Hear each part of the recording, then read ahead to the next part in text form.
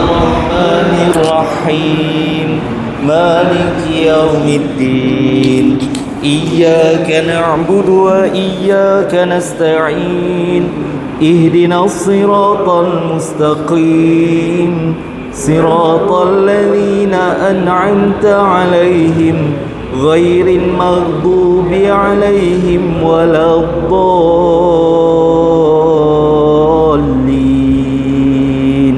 آمين. Bismillahirrahmanirrahim. Alhamdulillahi rabbil alamin. Assalatu wassalamu ala asyrafil anbiya'i wal mursalin wa ala alihi wa sahbihi ajma'in. Allahumma syrah sudurana wa yassir lana umurana wahlul 'uqdatam min lisanina yafqahu qawlana. Rabbana atina fid dunya hasanah wa fil akhirati hasanatan wa qina adzaban nar wa adkhilnal jannata ma'al abrar ya aziz ghafar ya rabbal alamin. Wa sallallahu ala sayidina Muhammad wa ala alihi wa sahbihi wa barik wa sallam walhamdulillahi rabbil alamin. Okay, tuan-tuan dan puan-puan yang dirahmati Allah sekalian, insya-Allah kita sambung kuliah kita pada petang ini. Nah, semua ada nota. Okey. Jadi kita buka muka surat 4 tu dulu. Yang ni kita dah belajar minggu lepas. Salam. Cuma kita tengok sepintas lalu kita belajar minggu lepas. Pertama, kesalahan-kesalahan dalam baca Al-Quran ya. Ambil Al-Quran. Pertama, kesalahan yang nyata ya, ia berlaku apabila terdapat kesalahan pada sebutan huruf atau perubahan pada tanda baris, sama ada membawa kepada perubahan makna atau tidak ya. Yang nyata ni dia berlaku perubahan pada sebutan huruf. Patutnya sad dia tersebut sin ya.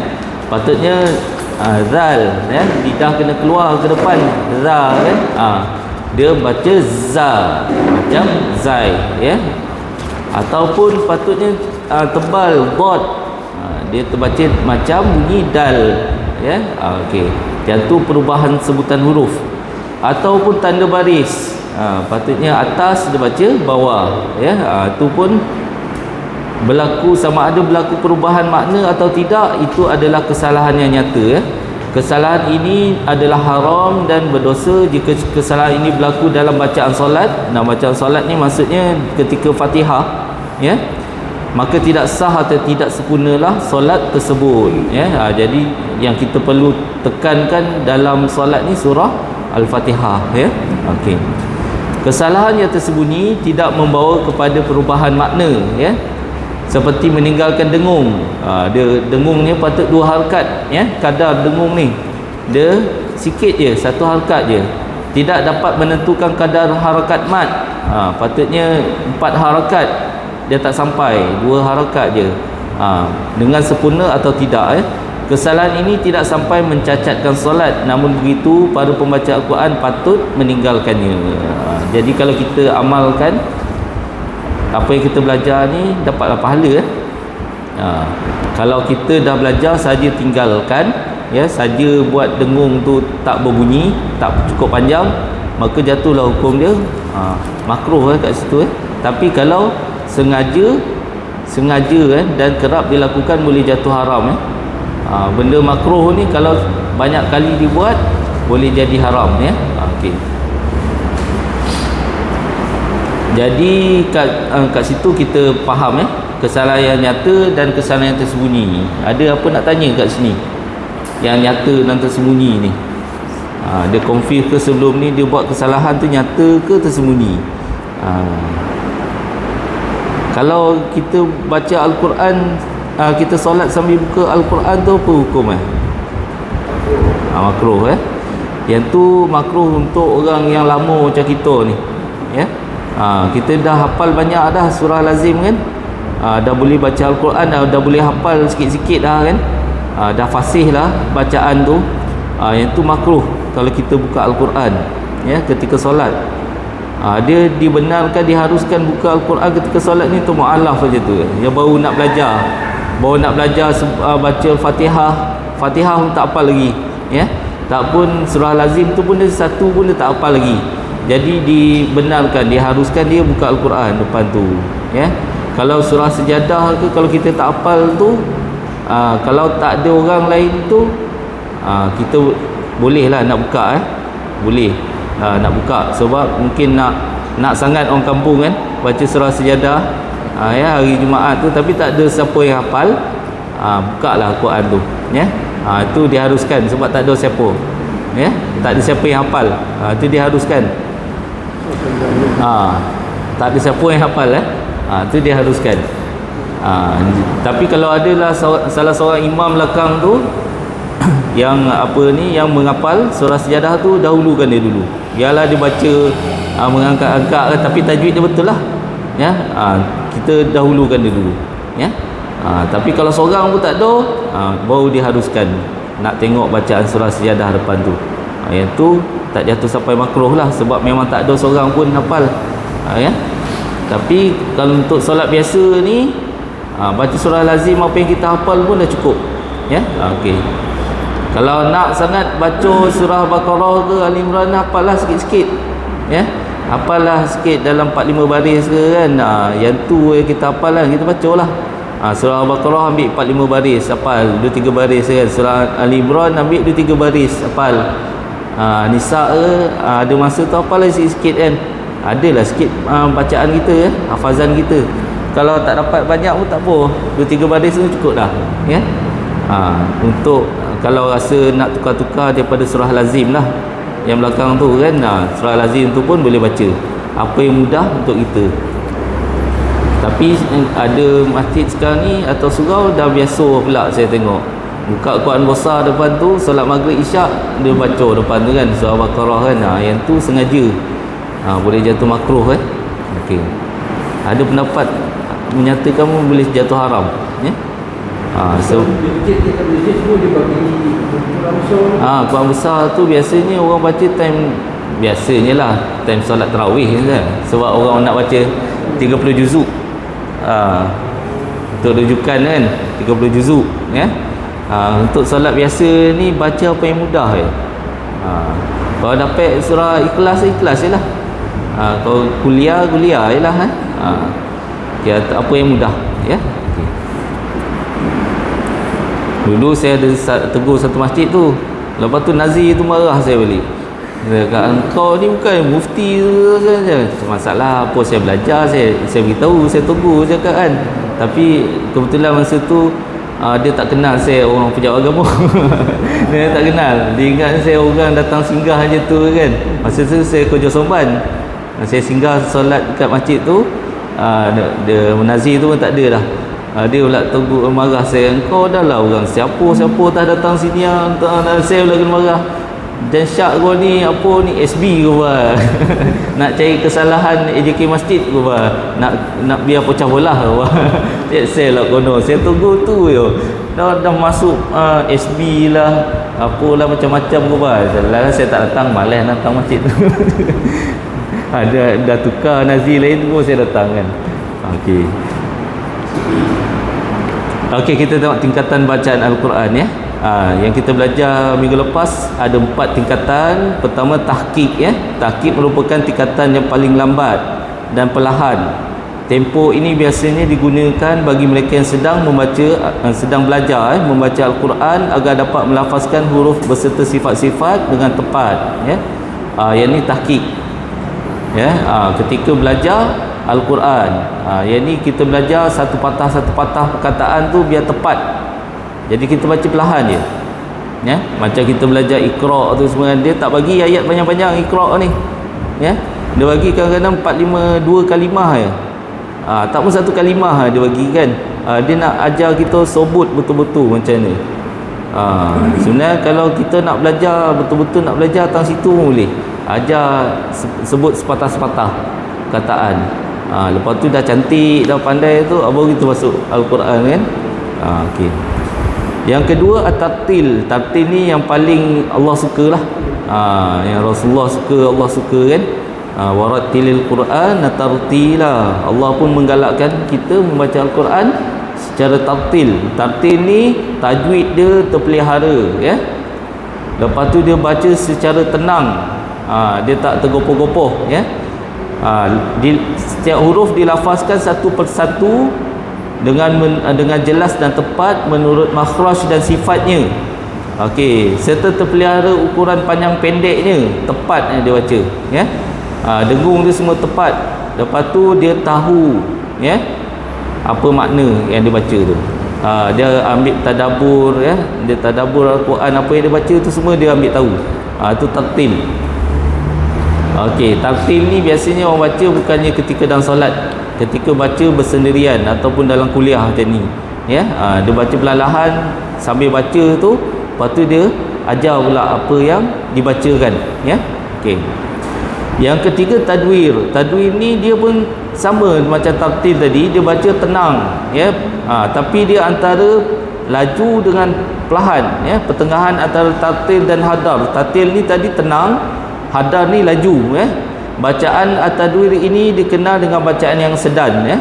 Tidak terlalu cepat dan juga tidak terlalu perlahan. Kebiasaannya dibaca ketika di dalam solat, ya. Dalam solat ni tak sempat kita nak tadabbur ke apa, tapi sekurang-kurangnya kita faham apa kita baca, ya. Jangan waktu solat isyak baca surah asyik surah wadduha, kan, ad-duha isyak tu kan, padahal ad-duha tu sekali-sekala boleh lah kita baca, kan. Tapi ni bukan waktu duha ni, maghrib isyak ni, kan, kita tukarlah surah lain sikit, ya. Ataupun surah qadar, kan, Lailatul Qadar, kan. Ada tak tiap malam, hampir tiap malam dia buat surah qadar, kan. Time dia punya giliran dia buat surah qadar, kan. Tak sesuai lah kadang-kadang tu. Sekali-sekala boleh lah nak ingatkan orang tentang Lailatul Qadar ni, tapi biasanya kita nak ingatkan lagi sesuai ketika bulan Ramadan, kan. Adalah kesesuaian dia tu. Orang ingat okey Lailatul Qadar bulan Ramadan ni, kan, adalah peringatan untuk kita mencari malam Lailatul Qadar, kan. Kita kadang-kadang kita sesuaikan surah tu, ya. Kalau surah tu kita nak ingat, macam dia kalau yang universal ni, yang sesuai setiap masa, macam surah Al-Ikhlas tu boleh lah, surah An-Nas ke, surah Al-Falaq tu, ya, ataupun surah Tabbat Siada ke, tu semua boleh, ya. Ada kadang-kadang ada surah ni ada tema dia, macam surah Duha tu kita baca time solat duha atau subuh ke, boleh lah, ya. Untuk bagi peringatan ke orang. Surah Kursi, ayat Kursi pun boleh kalau nak baca, kan. Ayat Kursi ni dia untuk perlindungan kita, kan. Sebaik-baik ayat Kursi ni kita baca lepas, kalau boleh lah kita amalkan lepas solat. Setiap lepas solat tu kita paling tidak pun tak sempat nak witir ni, surah Kursi ni, ayat Kursi ni jangan kita tinggalkan, ya. Untuk lindungan. Ada saya dapat ijazah dulu surah ayat Kursi ni, lepas baca tu dia ada 9 tempat berhentian, ya. Lepas tu habis saya baca ayat Kursi tu, kita tarik nafas panjang-panjang. Lepas tu niatkan dalam hati kita ni, kita minta semoga ayat Kursi ni menjauhkan segala penyakit zahir dan batin. Maknanya zahir tu penyakit luaran lah, batin ni penyakit dalaman lah, sihir ke apa, tu batin. Lepas tu kita tolan angin, udara yang kita sebut tu, macam kita tolan ubat. Kita niat je, lepas tu kita telan. Kita telan macam kita telan ubat tu. Waktu kita telan tu kita niatkan semoga ayat Kursi ni menjauhkan kita atau menyembuhkan kita segala penyakit zahir dan batin. Kita telan. Buat 5 kali lepas solat tu, kan. 5 waktu tu kita buat macam tu. InsyaAllah ada perlindungan kat kita daripada segala penyakit lah, berkat ayat Kursi tu, ya. Okey. Itu ada seorang syekh tu lah daripada Kelantan, dia ijazahkan tu. Okey. Yang ke terakhir hadar, ya. Hadar adalah tingkatan bacaan yang paling cepat, ya. Okey, namun hukum tajwidnya masih terpelihara, dia masih jaga lagi. Dengung dia, panjang pendek dia tu masih ada, ya. Dan biasanya diguna pakai oleh mereka yang menghafal Al-Quran. Macam kita dengar minggu lepas, 7 jam 8 jam tu dah habis 30 juzuk. Itu memang laju lah tu ya. Yang tu tak sesuai untuk orang biasa. Ya. Okey, tapi andai kata kita ni menghafal juga Al-Quran 1 juzuk ke 2 juzuk, tak sampai 30 juzuk pun, tapi 1 juzuk 2 juzuk tu kita dah hafal. Waktu belajar tu kita pernah hafal kan. Jadi kita sentiasa je tiap hari nak baca 1 juzuk ni kan. Tapi hari ni kita sibuk, misal kata dari pagi sampai ke petang sampai ke malam, banyak rojoran, adalah masa sejam ni untuk kita mengulang 1 juzuk tu. Jadi kita ambil masa 1 jam tu, kita baca laju macam tu lah ya. Kadang-kadang 1 jam tu tak sampai pun 1 juzuk ni. Biasa 1 juzuk ni kalau baca laju pun dalam setengah jam 40 minit je tu dah habis dah. Itu pun baca secara tenang tu 40 minit dah habis dah. Kalau hadar ni laju sangat. Kalau ikut style hadar ni 1 juzuk tu mungkin dalam 5 minit je tu, 10 minit dah habis dah. Memang laju ya. Okey, ada pertanyaan tentang 4 tingkatan bacaan.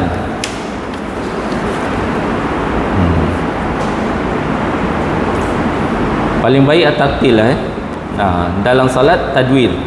Okey. Okey, kalau tak ada soalan, kita masuk bab makhraj hari ni ya. Muka surat 5.